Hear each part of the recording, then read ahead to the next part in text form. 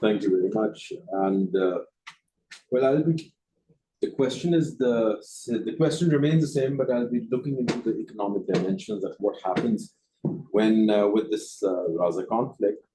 And the first and the foremost area where I think we need to see is the energy markets. And over the past few months since this conflict, there has been stability in the oil markets, but it is projected that there will be like oil price fluctuations. And given this fluctuation, given this uncertainty, it is definitely going to impact the transport costs of goods and services worldwide. So that is the first observation. The second one is that it is definitely going to hurt the investor confidence, and it is going to increase the market volatility, because these geopolitical conflicts are going to force the investors that, okay, which portfolio investments need to be done and in which sectors. For example, over the past few months, we have seen that there's a surge in the gold prices. So people are thinking that gold is a better option in terms of the market investment and to reduce the market volatility. And if it persists, it can bring a negative sentiment in the stock markets. So that is the second proposition. The third and one, and which is very important, which is related to the humanitarian aspect also, that it has the conflict, not just the Gaza one, but any conflict that disrupts the supply chain, the trade routes. And if there are delays in the trade routes, that is a depiction that it is going to have an impact in the global inflation also. And there will be costs that are in these global supply chains, which particularly affect the industries and the tech sector.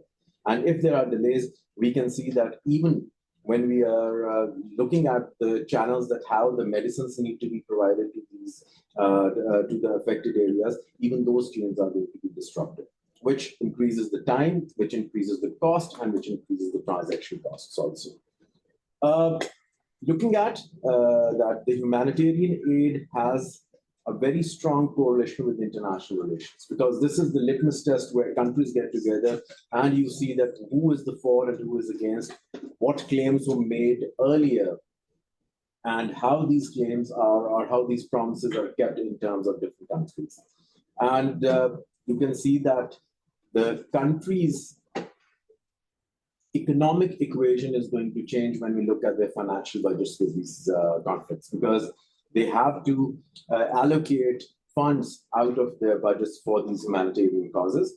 And the international relations shows that there's going to be shift in terms of the relations among the countries. And the last one is basically the regional economic impact. So even if the countries in the conflict, the countries in the proximity, they also suffer a lot in terms of what happens in the global markets, what happens in the financial markets, and the influx of refugees in the neighboring countries. So that add a cost to it.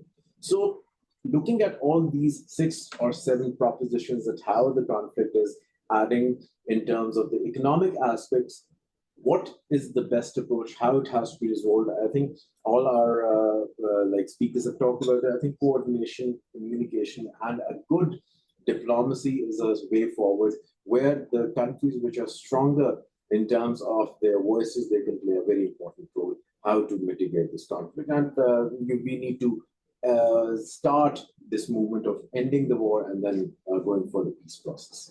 Thank you. Thank you very much.